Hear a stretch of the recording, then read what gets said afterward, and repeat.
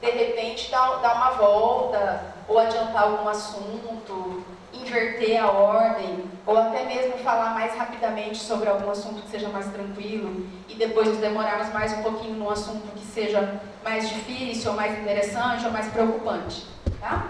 Então, aqui no comecinho, aquelas primeiras aulas que nós tivemos, até inclusive eram aos sábados e eram na outra sala, na sala 4 lá em cima. A primeira aula que nós tivemos sobre a arte e a abrangência da arte na nossa vida. E aí, eu não sei quem de vocês estava lá, mas de qualquer forma, esses slides de todas as aulas que eu dei até agora e das próximas aulas, eles ficarão disponíveis online para vocês consultarem. Que além de ser necessário, importante, interessante as luzes apagadas, e aí dificulta um pouquinho o registro, uma anotação de vocês conseguem rever imagens, pegar nomes de obras de arte, ou de artistas, ou de movimentos, enfim. Vocês conseguem ter mais facilmente, né, esses pontos que eu até falei num outro encontro, que são as pontinhas do iceberg. Então, depois de posse desse material, ou visualização desse material, vocês conseguem fazer caminhos, ver outras coisas nos livros, na internet, até voltar, tirar dúvida, enfim. Que é o que vocês já fazem naturalmente, né? Então aqui, aquela primeira aula sobre arte de maneira geral, que eu falei das linguagens, dos temas, das temáticas, dos artistas, dos procedimentos, o que é suporte, o que é matéria, esse universo bem resumido, mas bem próprio da arte, das artes visuais principalmente. Mas aí nas linguagens nós vimos outras linguagens, além das artes visuais vimos música, dança, enfim, outras coisas. Já está arriscadinho porque já vimos. Depois tivemos uma aula sobre pré-história e Egito. E aí fizemos aquele caminho, pinturas rupestres, esculturas, o princípio da arquitetura e o Egito, tudo isso num único encontro.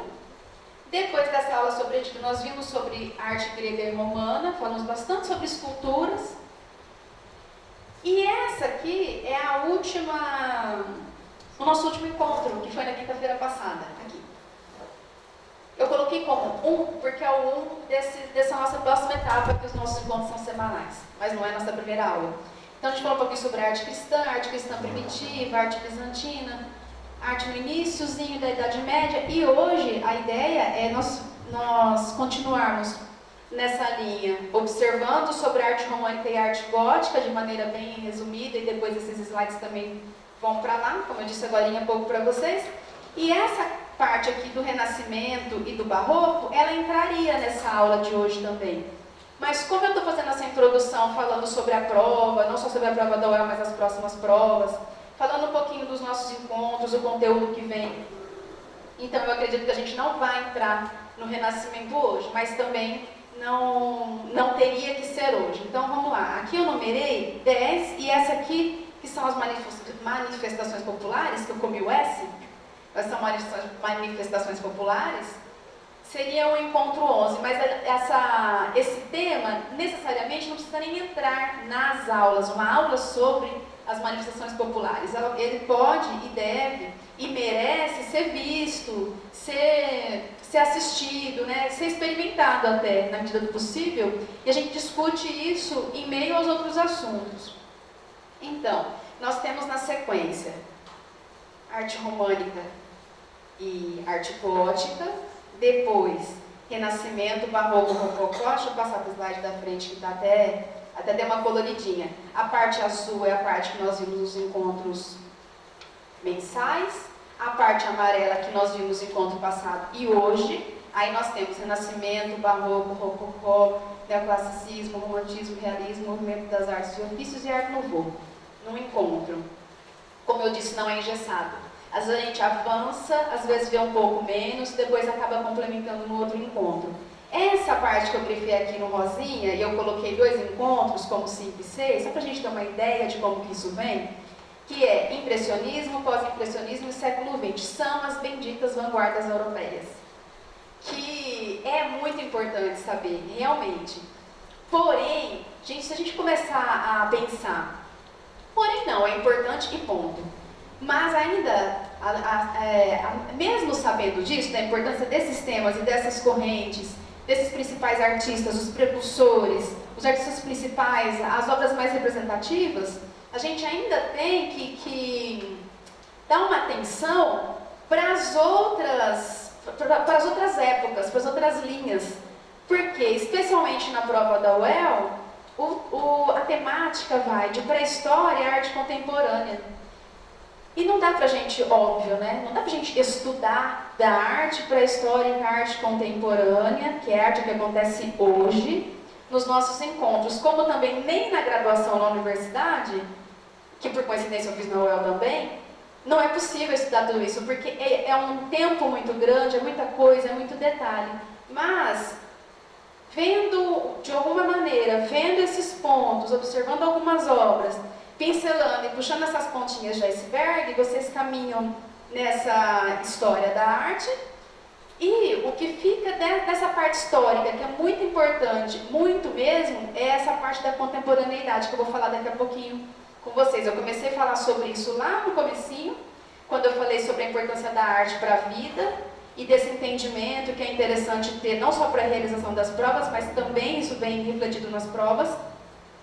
Então essa parte rosinha aqui, que é a parte das vanguardas, ela vai ser vista com muito carinho. Aqui eu coloquei como 2 encontros, mas eles podem tanto serem mais encontros ou menos encontros, como também nós podemos perfeitamente inverter. Inverter uma ordem, trazer antes ou colocar para depois. O interessante de caminhar nessa linha cronológica que nós viemos fazendo até agora é que, como vocês puderam ver, e vocês sabem disso, porque não só no estudo da história da arte, mas no estudo de história, enfim, você entende nessa questão da linearidade, uma coisa vai justificando a outra. As coisas, os pensamentos, os porquês da história da arte, ele é sempre puxado um fio daquilo que já aconteceu. Ou ele vem para reafirmar, para confirmar, ou ele vem para questionar, para dizer não queremos mais isso. Então, é importante sim essa linearidade, mas não estamos engessados nesse cronograma que eu trouxe para vocês. Depois dessas vanguardas europeias, a gente ainda tem para ver tendências modernas na arquitetura, esculturas modernas e arte na sociedade industrial. Aí entra na parte do Brasil, que também a gente às vezes acaba falando, mas precisa dar uma atenção especial, porque isso é importante, não só para o conhecimento, mas para as provas também que vem por aí, não só a da UEL, mas também vem, que é essa questão da arte brasileira. E aí a gente tem a pré-história brasileira, a arte pré-colombiana, a arte indígena, barroco brasileiro, a importância da missão artística francesa no Brasil, o academicismo e pós-academicismo, o modernismo, que está grifado aqui por motivos óbvios, né? Ele é muito interessante, é muito importante sabermos, porque ele é muito cobrado. Esse conhecimento sobre o modernismo é muito cobrado. A parte boa disso é que nós não conversamos sobre o modernismo só na questão da arte, só na história da arte. Então vocês veem sobre isso na parte de história, na parte de literatura, e aí a gente vai ver alguns personagens e algumas obras sobre esse modernismo brasileiro. E aqui eu já tinha falado com vocês. Então, deixa eu mudar agora aqui para frente um pouquinho. Opa, não fui eu. Voltamos. Aqui.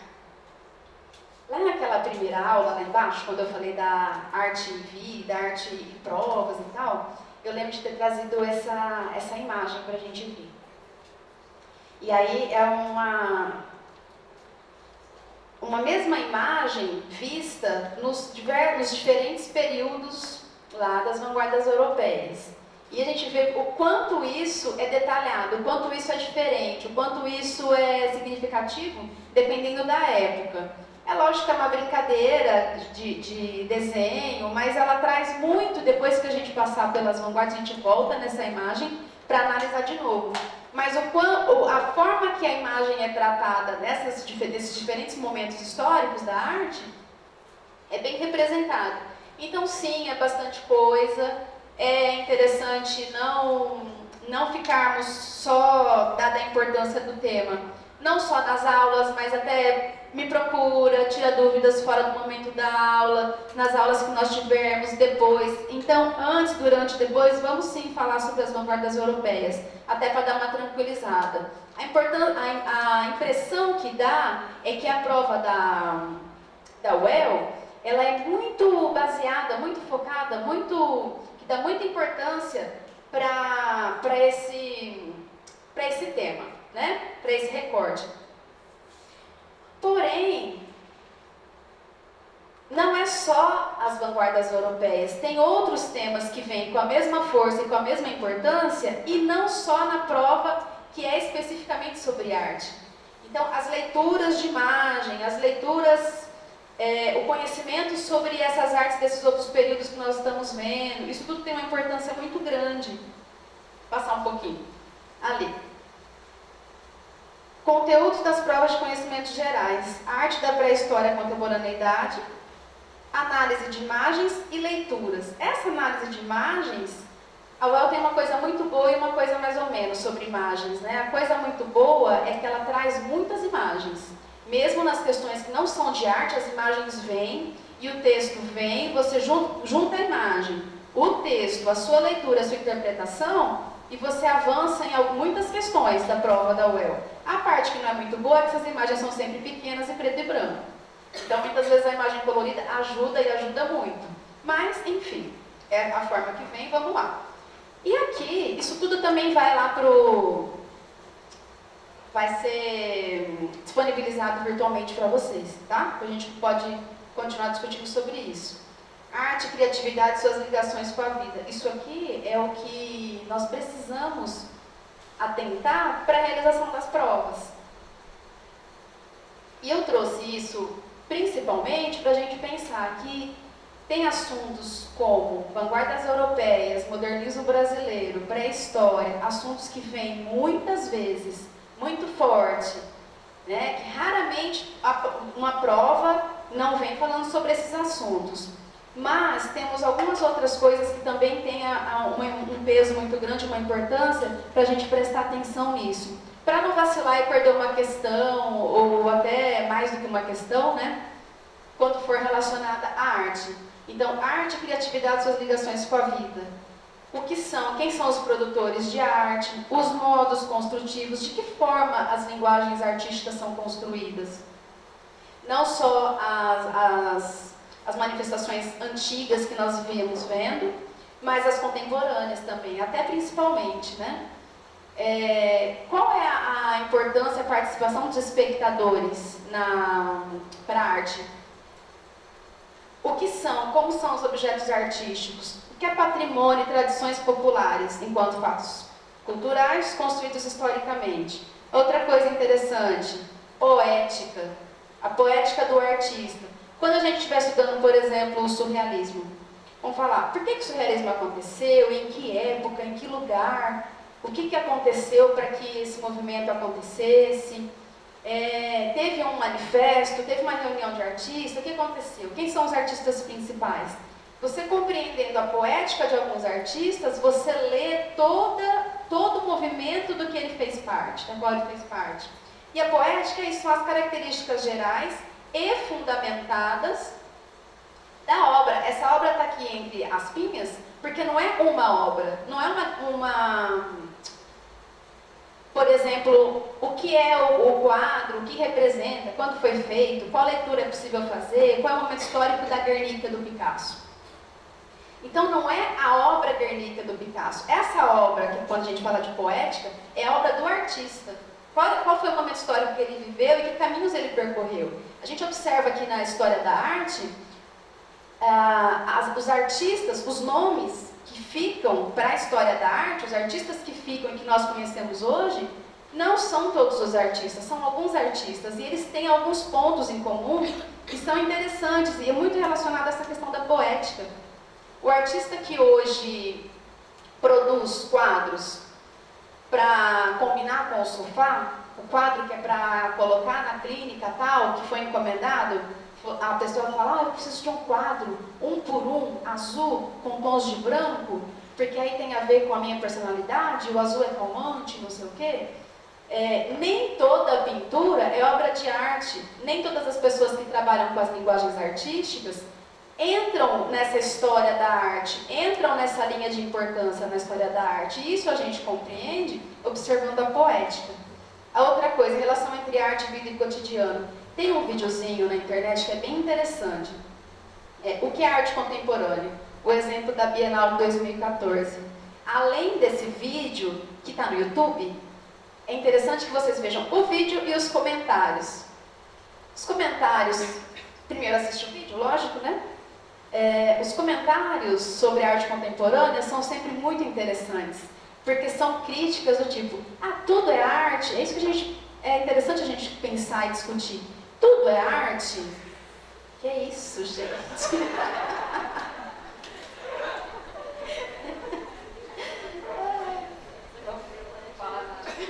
Continuando. Tudo é arte? Então qualquer coisa que fizer, coloca no museu é arte? Interessante. São discussões interessantes para a gente começar a entrar, a opinar também, né? E aí tem todas essas questões. Relação espectador-objeto na arte contemporânea. Aqui está repetidinho. Os repertórios particulares, o seu repertório para a leitura da arte. Como que você interpreta um quadro, uma fotografia? A partir do seu repertório, a gente já conversou um pouquinho sobre isso nas aulas. As técnicas e procedimentos diversos dos artistas contemporâneos.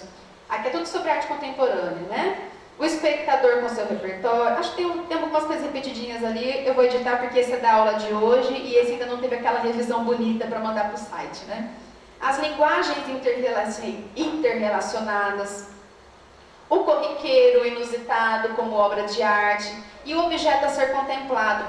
Isso não existe, por isso que está riscadinho. Não existe na arte contemporânea aquela contemplação do objeto. Não é mais como nos tempos que nós estamos estudando agora, lá na história antiga, na história da arte antiga, aqueles murais que são feitos para ser contemplados, as histórias feitas em mosaico que são feitas para doutrinar as pessoas de acordo com a religião que está se sobrepondo naquele momento. Então é completamente diferente.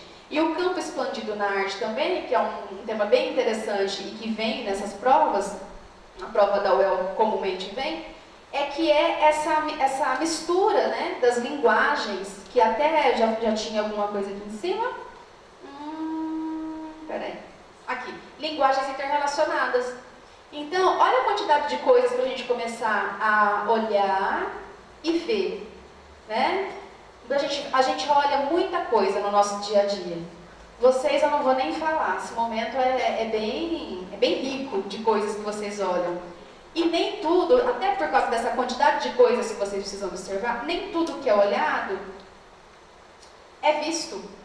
Nem tudo que a gente olha, a gente presta atenção. Então é interessante que uma vez esse slide também aí nas mãos de vocês façam uma leitura, no caso de dúvida até me procura, a gente conversa de novo, para dar aquela ampliada no olhar sobre as manifestações artísticas, porque isso é tão ou mais importante que o conhecimento sobre modernismo, sobre as vanguardas europeias para a realização das provas. Aqui, só para a gente lembrar, esse slide é da primeira aula nosso primeiro encontro, em que eu falei sobre as linguagens artísticas mais conhecidas e as existentes. Não sei, né, quem que estava nesse encontro, estava falando sobre isso. O que a gente vê? O que é arte? Para a maioria, arte é desenho. A resposta, lógico, né? Nós sabemos que não é só isso. Mas para a maioria das pessoas que você pergunta, se você fizer essa pergunta, você mesmo pode fazer essa pergunta para pessoas de casa, para pessoas que não estejam aqui ouvindo o que a gente está falando, conversando sobre isso. O que é arte? A arte é desenho, a arte é pintura. Dificilmente chega arte é fotografia. Fotografia raramente é vista como arte, né? A música, ela é uma linguagem tão forte, tão rica em elementos específicos que muitas vezes a gente esquece que ela é uma linguagem artística. Então o que vem muito mesmo, o cinema também não é muito lembrado, embora quando a gente presta um pouquinho mais de atenção, lembra, não, o cinema também é. O que vem muito facilmente é desenho, escultura e pintura. Isso vem sempre, é o que vem mais forte.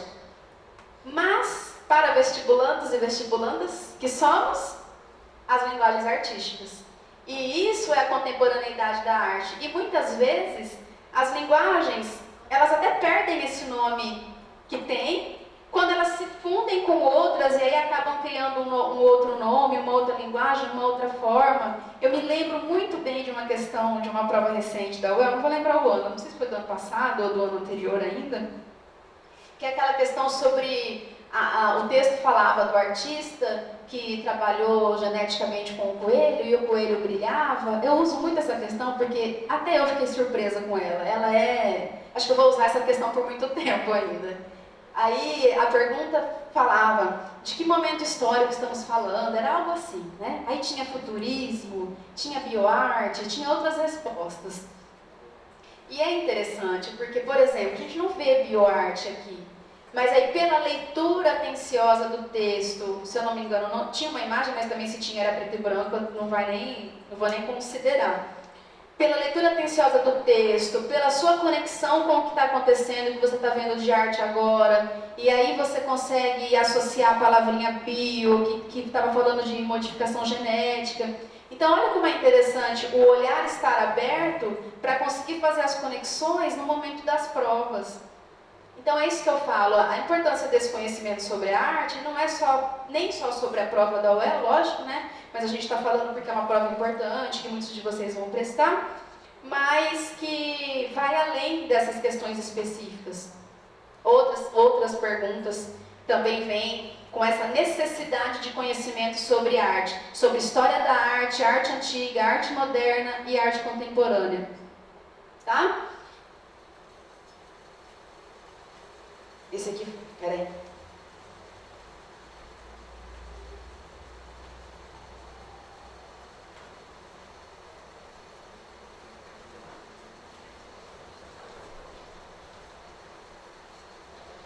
Tem um finalzinho. Nós andamos bastante. Deixa eu avançar. Esse aqui é da nossa aula passada. Nosso encontro passado.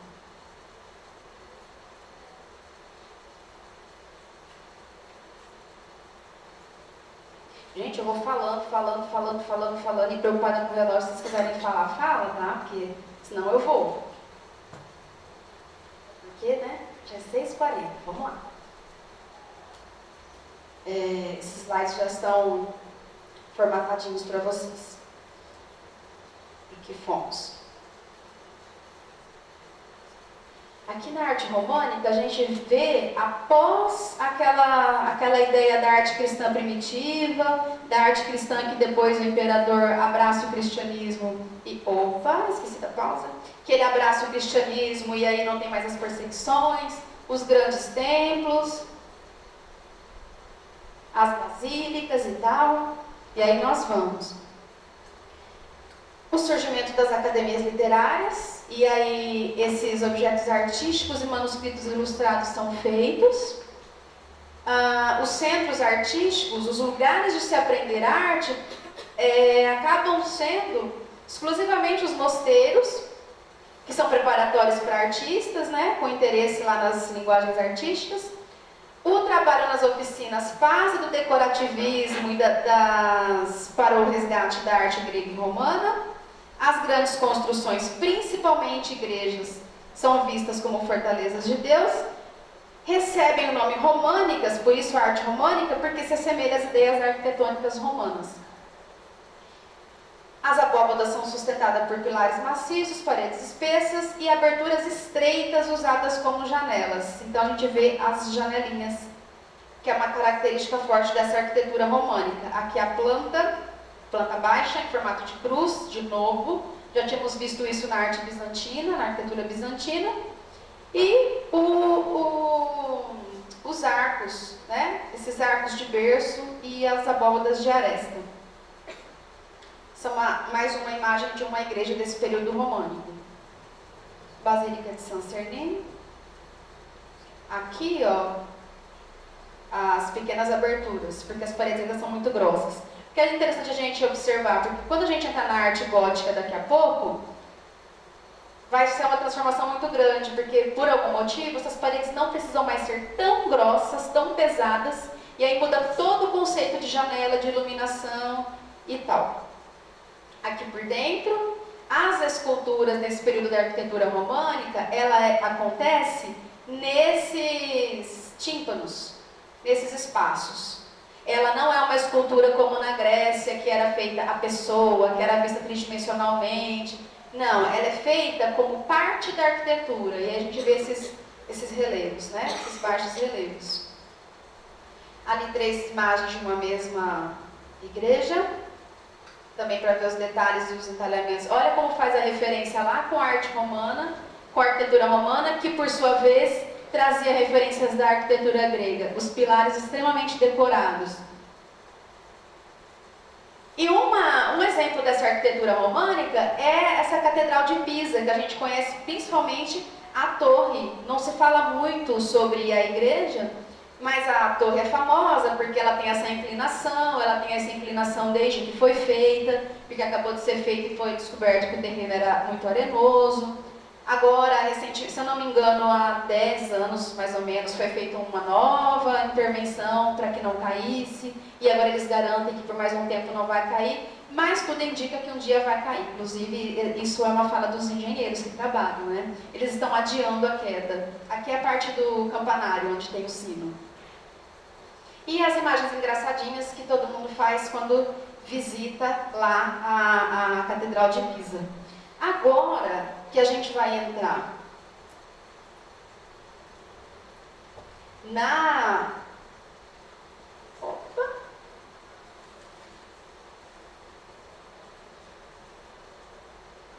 arquitetura gótica, na arte gótica,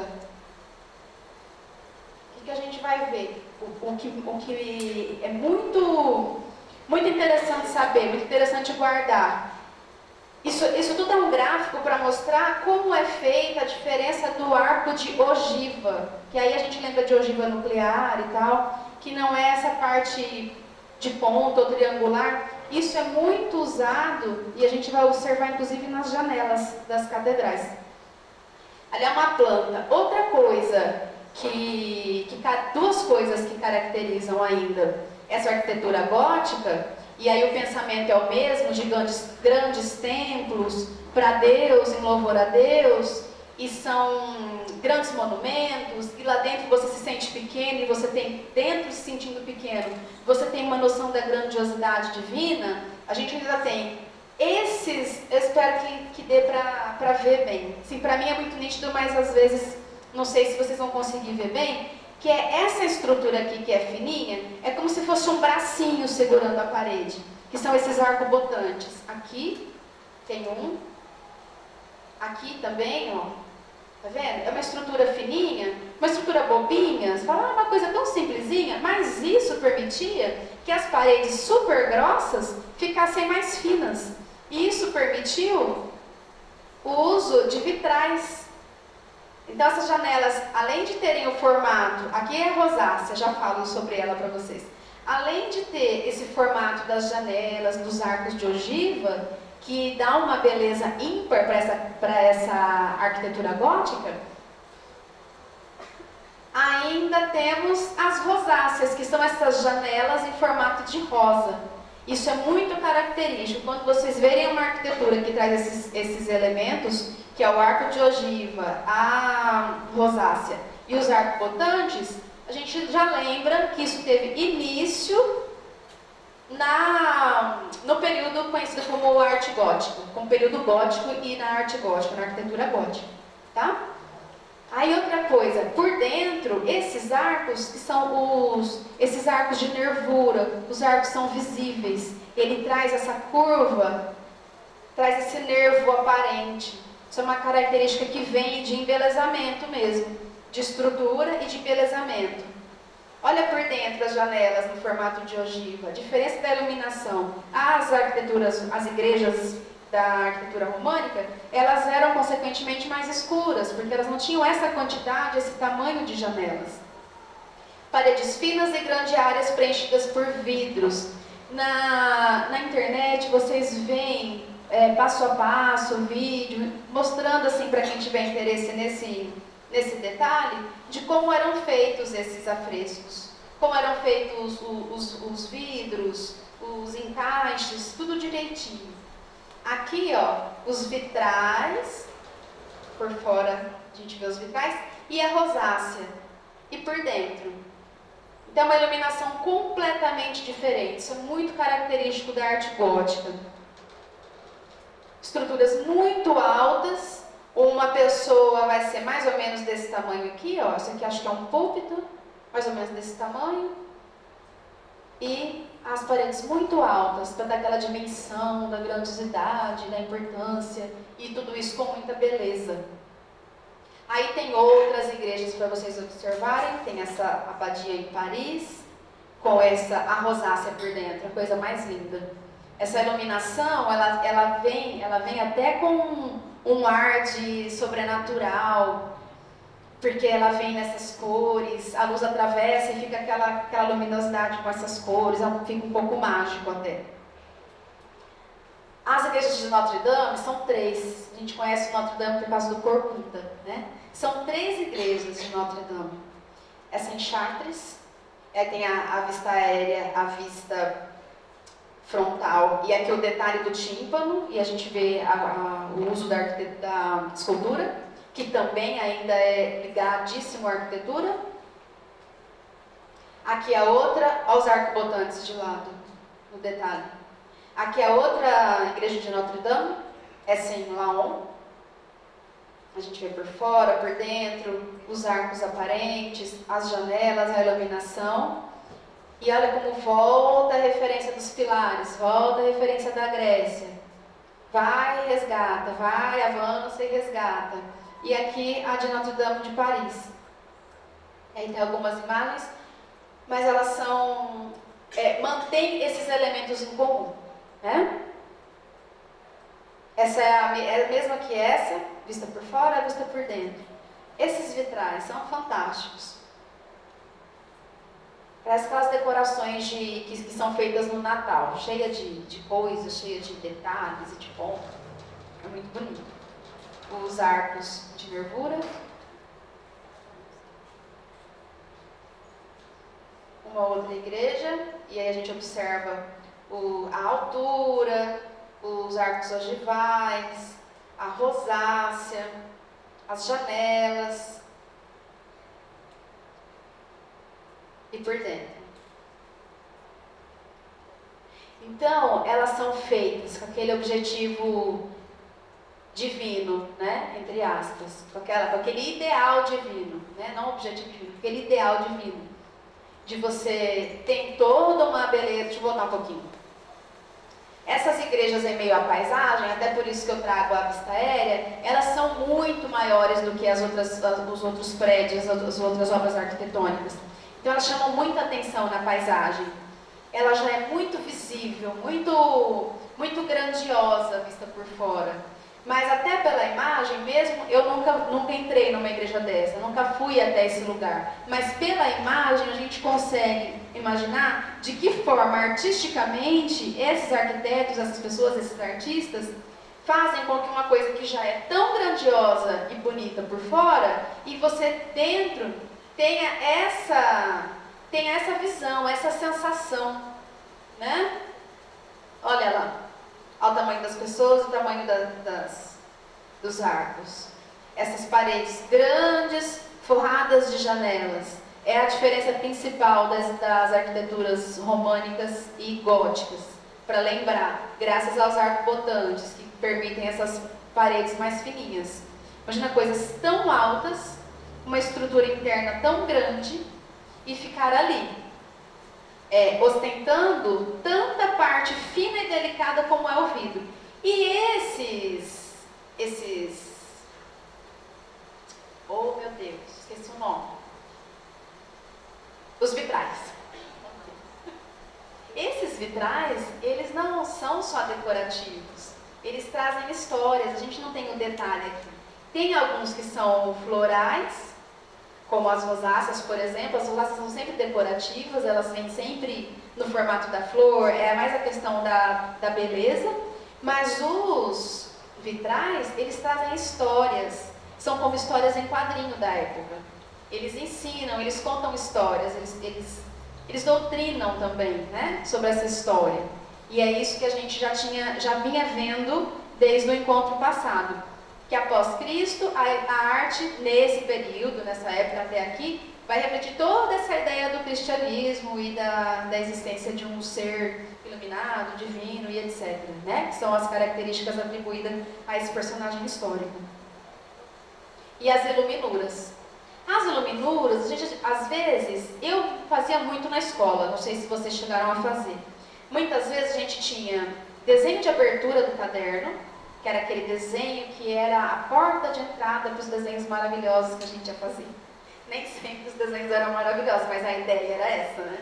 Então tem essa entrada, esse começo, esses livros eram feitos manualmente, com pele tratada e tudo mais, eram feitos 1 a 1, não era feito em larga escala, lógico, né? E esses artistas, essas iluminuras, essa arte da época é muito característica também. E aí tem ou essa ilustração inicial, ou em alguns lugares do livro essa ilustração, ou ainda aquela primeira letra. Não sei se vocês já fizeram fazer também na escola, mas eu estudei faz tempo, né, gente? Escrever um texto, um trabalho, a primeira letra do texto, ou a primeira letra da história, era bem grandona e toda decorada. Aí fazia bichinho, fazia voltinha, fazia não sei o quê. Isso tudo veio dali, ó, das iluminuras. A arquitetura, ainda associada à escultura associada à arquitetura, né? Então, uma associação à arquitetura, dramaticidade, essa escultura gótica típica.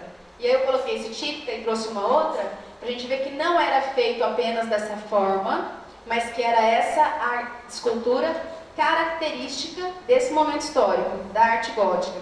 Então, tem essa dramaticidade, essa expressão, eles estão participando da cena, uma coisa bem teatral. Aqui uma crucificação, né? Aqui olhares espantados, uma pessoa de cabeça baixa, uma segurando a outra, quase desmaiando, então tem essa dramaticidade toda. Isso aqui é um púlpito, aquela parte que o representante religioso fica atrás para falar, aquela voltinha assim. E aí uma outra escultura, que é do Pisano, escultura independente da arquitetura. Ela tem muito referencial grego-romano, né? Essa independência, essa tridimensionalidade. E outra coisa que é muito diferente dessa escultura da época, é que ao invés de ter aquela dramaticidade, aquela coisa teatral, aquele peso emocional, ela é uma escultura mais descontraída, ela destoa um pouco das outras esculturas da época. Então tem Maria segurando o menino Jesus, bem pequenininho, né, um pouquinho desproporcional, mas enfim, segurando num braço só, ali tipo, deu uma paradinha aqui para ver o que ele está fazendo, se ele está fazendo um biquinho, se ele está fazendo uma gracinha. Então é bem diferente, né, da característica das outras. E a gente entra também na questão da pintura. E essa parte da pintura é muito interessante, porque teve um acontecimento muito importante nessa época da arte gótica, que é do próximo artista que a gente vai ver agora. Não, é desse aqui mesmo, do Van Eyck. O que a gente vai observar? Após a arte gótica, a gente entra no período do Renascimento, entra na arte renascentista. Entra, por exemplo, em Leonardo da Vinci. E aí vocês devem lembrar, imagino, por exemplo, a pintura da Última Ceia, que tem lá aquela mesona, um personagem no meio, outros desse lado, outros aqui. E no fundo, não sei se vocês perceberam isso, se não perceberam, vão perceber a partir de agora, o fundo tem aquela ideia do que acontece lá atrás. Lá atrás. O que tem de paisagem lá atrás da Mona Lisa também. Também é desse artista Leonardo da Vinci. Mas o Leonardo daqui a pouco, a gente está no gótico ainda. A gente já vê essa perspectiva, essa ideia do quanto mais para trás, mais pequenininho, menorzinho, mais pequenininho, gente, mais pequenininho não, né? Quanto mais para trás, menorzinho eu vejo. Como a estrada que a gente está indo na rodovia e parece que uma pontinha vai encostar na outra. Isso é perspectiva.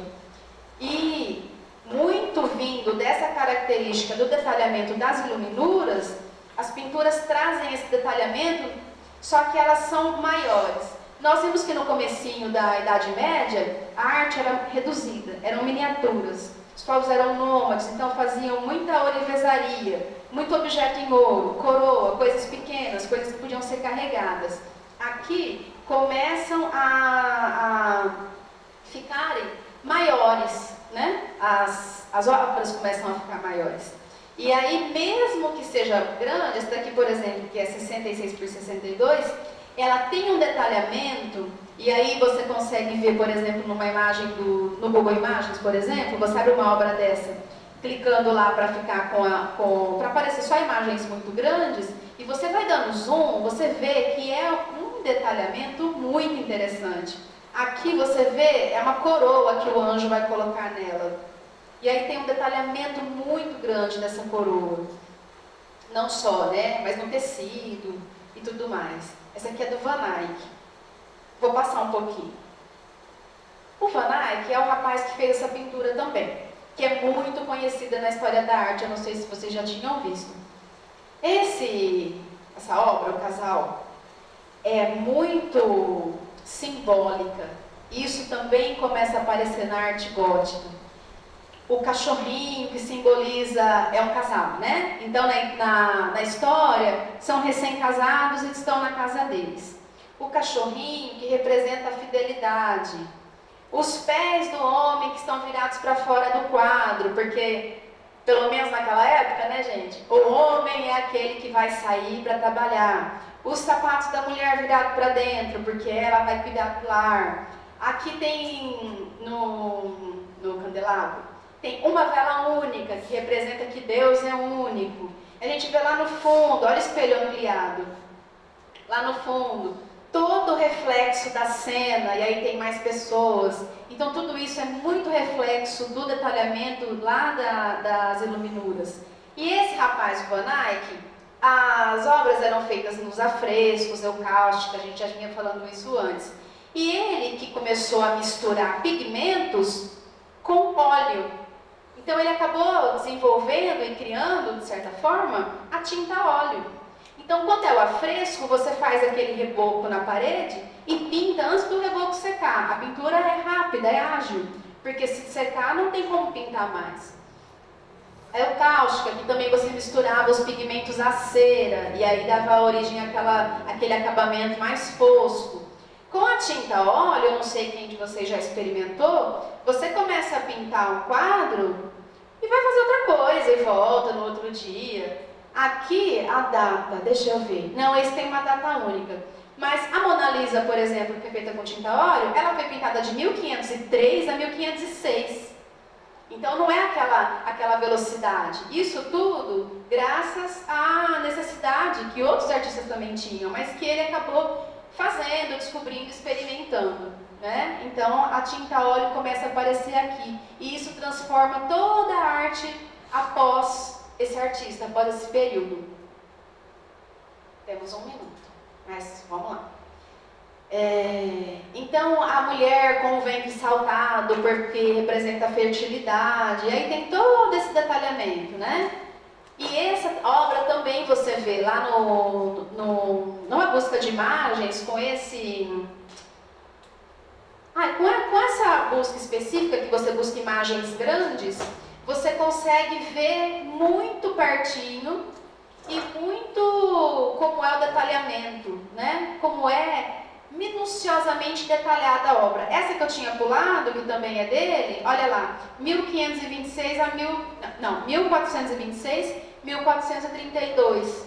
Ele não ficou só pintando isso esse tempo todo, mas ele teve esse tempo que outros artistas não tinham, graças à ideia de amassar linhaça, aquela linhaça mesmo que a gente come, aquela sementinha, que ela tem uma gordura, né? Então ele esmagava aquilo, saía um óleozinho, ele misturava pigmentos e fazia a própria tinta. Hoje não tem que fazer mais isso, ainda bem, a gente vai na loja e compra, né?